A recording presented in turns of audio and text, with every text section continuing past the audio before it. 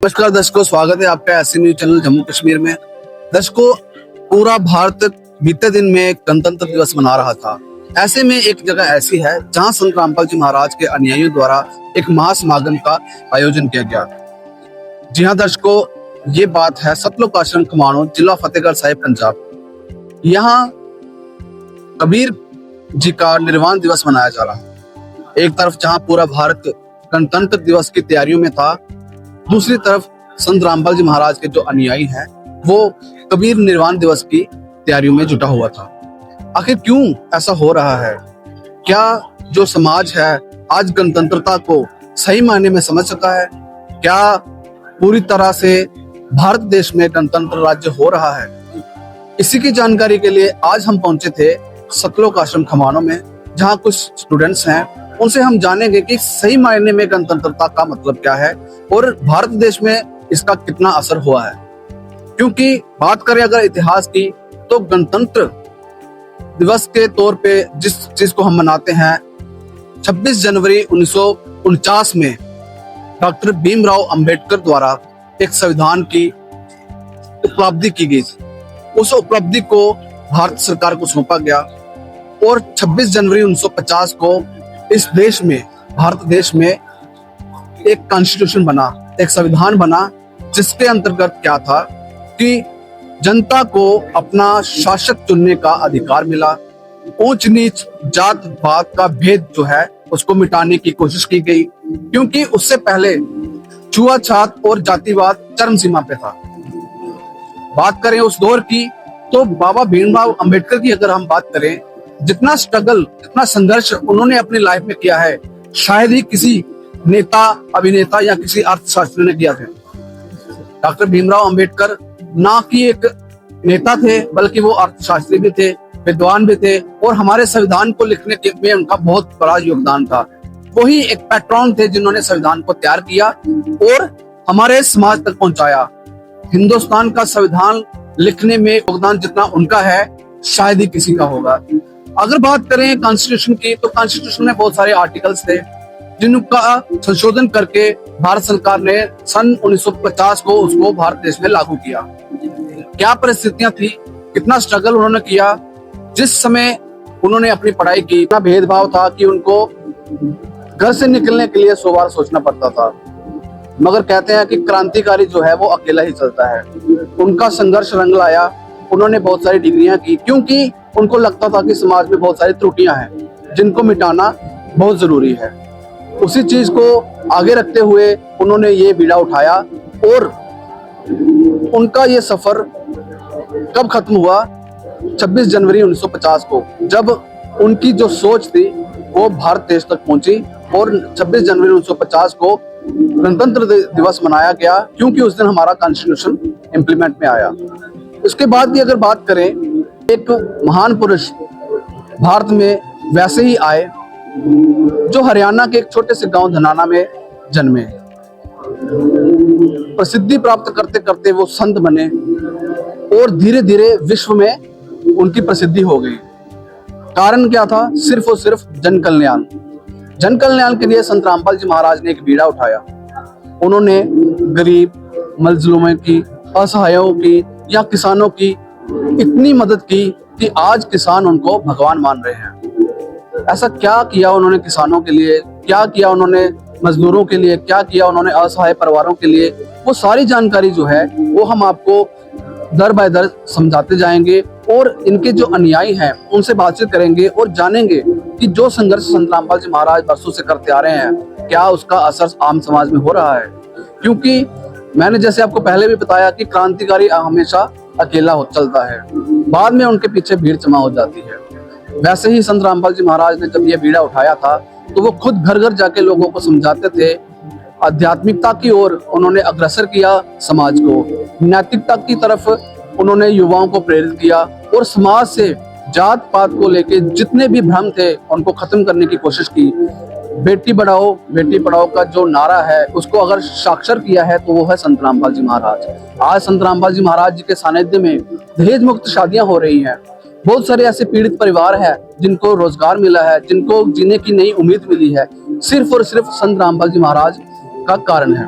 अगर आप बात करें भीमराव अंबेडकर जी की, उनकी भी यही सोच थी और उसी सोच को आगे बढ़ाते हुए संत रामपाल जी महाराज आज विश्व व्याप्त हो चुके हैं। विश्व में उनकी ऐसी प्रसिद्धि हुई है कि विश्व में उनके इतने फॉलोअर्स हो चुके हैं, क्योंकि जब वो चले थे तो वो अकेले ही चले थे। आज पूरा विश्व उनकी सोच को सलाम करता है और उनको अप्रिशिएट करता है कि संत रामपाल जी महाराज जो कार्य कर रहे हैं वो समाज में होने चाहिए।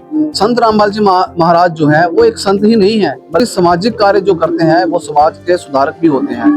तो इसी का फल स्वरूप हमें ये देखने को मिला है कि हरियाणा के जो किसान हैं, जो मजदूर हैं, जो वहाँ के लोकल्स लोग हैं, ना सिर्फ हरियाणा तक पूरे देश में जितने भी लोगों की संत रामपाल जी महाराज ने मदद की है वो आज उन्हें जगह जगह सम्मानित कर रहे हैं। आखिर क्या कारण है, वो सारी जानकारी हम आपको बताएंगे। जुड़े रहिए हमारे साथ। दर्शकों, हमारे साथ जुड़ चुके हैं संत रामपाल जी महाराज के शिष्य। उनसे बातचीत करेंगे और जानेंगे कि क्या भारत से जो जातिवाद और जो ऊंच नीच का भेद था खत्म हो चुका है, क्या आज भारत जो है वो सेकुलर देश बन चुका है, कितना असर हुआ है हमारे संविधान का देश पे, वो जानने की कोशिश करेंगे। नमस्कार जी। सच साहेब। क्या नाम आपका? सुरभिदास। कहाँ से हैं आप? जम्मू कश्मीर। क्या करते हैं आप? मैं स्टडी कर रही हूँ।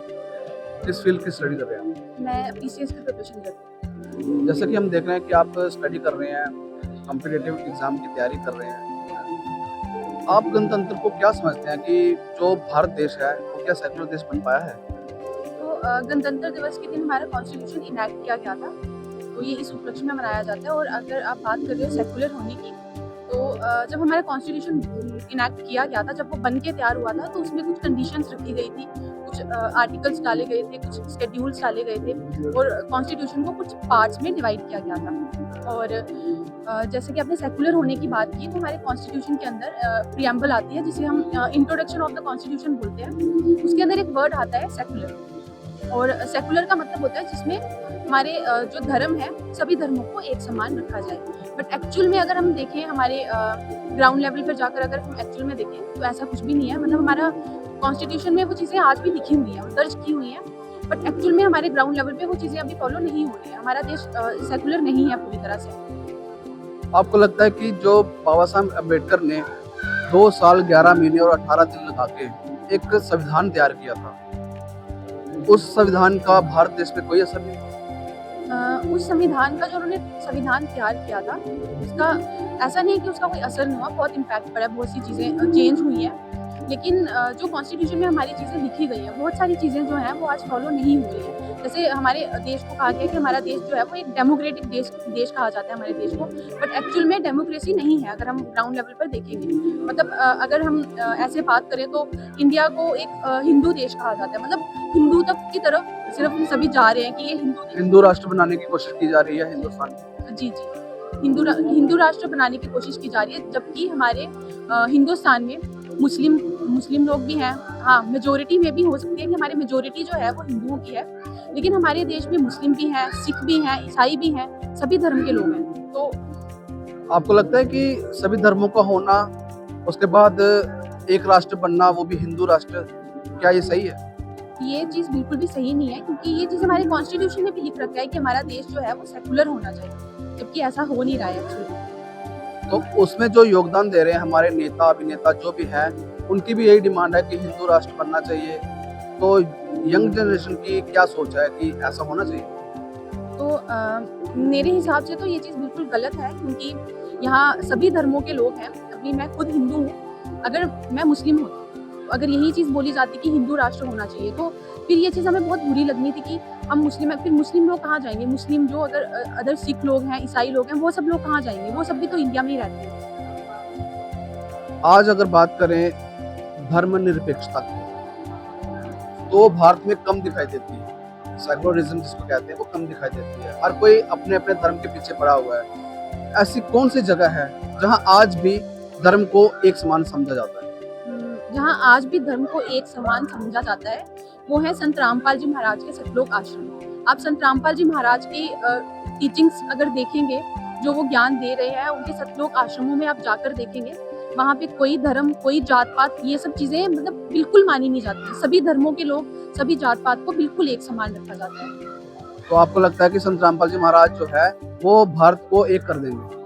जी बिल्कुल, संत रामपाल जी महाराज जो है, जो एक्चुअल जो वर्ड है सेकुलर, सेकुलर का जो रियल मीनिंग है वो संत रामपाल जी महाराज पूरा करके बता रहे हैं, और उन्होंने बहुत हद तक बताया भी है। ये बहुत हद तक उन्होंने हमारा देश जो है वो सेकुलर किया भी है, जो लोग उनसे जुड़ रहे हैं। ऐसा क्या कर रहे हैं संत रामपाल जी महाराज जिससे सारा जो समाज है, जो सभी धर्मों के वर्ग हैं, वो एक हो रहे हैं? संत रामपाल जी महाराज की टीचिंग्स ही कुछ ऐसी हैं, वो ऐसा ही ज्ञान दे रहे हैं कि भक्त जो मतलब जो भी इनसे जुड़ रहे हैं, उनका ज्ञान समझ रहे हैं, वो मतलब इस कदर अट्रैक्ट हो रहे हैं, इस कदर ज्ञान समझ रहे हैं कि उनको ये चीज समझ आ रही है कि ये धर्म, जात पात, ये सब चीजें जो है ये हम इंसानों ने बनाई है। हमने तो सुना है कि संत रामपाल जी महाराज जो है वो हिंदू विरोधी संत हैं, वो हिंदू धर्म की जो देवी देवताओं हैं उनसे अलग करते हैं, जो साधना बताते हैं।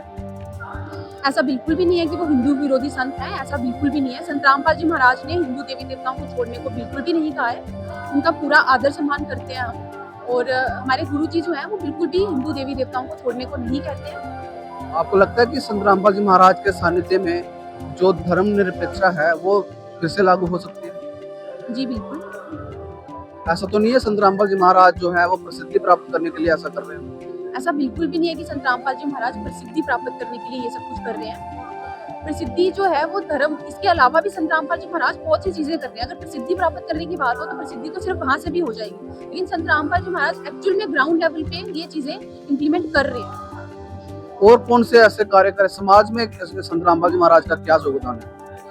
योगदानों की अगर मैं बात करूं तो योगदान इतने हैं हमारे गुरु जी के कि वो अभी इस एक वीडियो में कंप्लीट करना बहुत मुश्किल है। मैं आपको कुछ मेन योगदान गुरु जी के बताती हूँ। सबसे पहले तो यही है कि हमारे जो देश को सेकुलर बनाने की जो हमारे गुरु जी कर रहे हैं चीजें, सबसे पहले ये चीज। और उसके बाद हमारे गुरु जी जो है डोरी सिस्टम बिल्कुल टोटली खत्म कर रहे हैं। हमारे यहाँ पे जो भी शादियां होती है वहाँ पे बिल्कुल भी दहेज ना लिया जाता है, ना दिया जाता है। और दूसरी चीज, हमारे गुरुजी ने मतलब बिल्कुल नशा मुक्त जो भारत बना रहे हैं। हमारे गुरुजी से जितने भी लोग जुड़े हुए हैं वो ना नशा करते हैं, ना ही कोई नॉनवेज का सेवन करते हैं। और उसके अलावा संत रामपाल जी महाराज ने अगर योगदान की बात करें तो अभी संत रामपाल जी महाराज ने कुछ टाइम पहले ही अन्नपूर्णा मुहिम चलाई है, जिसमें उन्होंने जो भी गरीब लोग हैं जो अपना पालन पोषण खुद नहीं कर पा रहे हैं किसी रीजन से, उनको संत रामपाल जी महाराज राशन पहुंचाते हैं। तो अन्नपूर्णा मुहिम के बारे में आपने बहुत सुना होगा। हमने सुना है कि संत रामपाल जी महाराज को हरियाणा में काफी जगहों पे सम्मानित किया जा रहा है, अलग अलग अवार्ड दिए जा रहे हैं, क्या कारण है इसका? इसका कारण ये है कि अब देखो, अगर आप बात करें फेमस होने की, अब अवार्ड्स तो कोई खरीद नहीं सकता ना। अवार्ड्स जो भी गुरुजी को दिए जा रहे हैं वो लोग खुश होकर दे रहे हैं, क्योंकि हमारे गुरुजी ने कार्य ही ऐसे करे हैं कि लोग उन कार्यों से इतने खुश हैं कि वो उनको अवार्ड्स दे रहे हैं। कई जगह हमने ये भी सुनने को आया है कि संत रामपाल जी महाराज को मसीहा कहा जा रहा है, भगवान कहा जा रहा है, क्या ये उचित है? ये बिल्कुल उचित है, और उन्हें मसीहा इसीलिए कहा जा रहा है क्योंकि अब भगवान क्या करते हैं? गॉड क्या है? गॉड है हमारा, जो हमारा पालन पोषण करे, जो हमें भूखे को खाना दे, प्यासे को पानी दे, उनको हम गॉड बोलते हैं। और संत रामपाल जी महाराज एक्चुअल में अभी वही काम कर रहे हैं। ऐसा क्या कर दिया हरियाणा के लोगों के लिए जो संत रामपाल जी महाराज को भगवान ही मान रहे हैं? उन्होंने सिर्फ हरियाणा के लोगों के लिए नहीं किया, उन्होंने हिमाचल, पंजाब, जम्मू कश्मीर और अभी और भी अदर स्टेट्स में वो पूरे इंडिया में ये सब चीजें कर रहे हैं। उन्होंने सिर्फ हरियाणा के लिए नहीं किया। हरियाणा में आपको पता है अभी कुछ टाइम पहले ही हरियाणा, पंजाब में जब बहुत बारिशें हुई थी तो फ्लड्स आए थे, उस टाइम पे गवर्नमेंट तक उनकी सहायता करने में समर्थ नहीं थी, लेकिन संत रामपाल जी महाराज ने वहां तक उनकी मदद पहुंचाई, जबकि पूरा गांव पानी में डूबा हुआ है। उन्होंने कैसे कैसे करके उनके लिए मदद पहुंचाई, उनके लिए खाना पहुंचाया, जिनके घर टूटे थे उन्हें घर बनाकर दिए। तो ये भगवान, इन्हें हम भगवान नहीं बोलेंगे तो क्या बोलेंगे? आपको लगता है कि जो आज से 76 वर्ष पहले बाबा भीमराव अंबेडकर जी ने एक सपना देखा था समूचे भारत का, वो संत रामपाल जी महाराज के सानिध्य में पूरा हो सकता है? जी बिल्कुल, जो उन्होंने सपना देखा था, इवन संत रामपाल जी महाराज उससे बेहतर भारत बनाएंगे।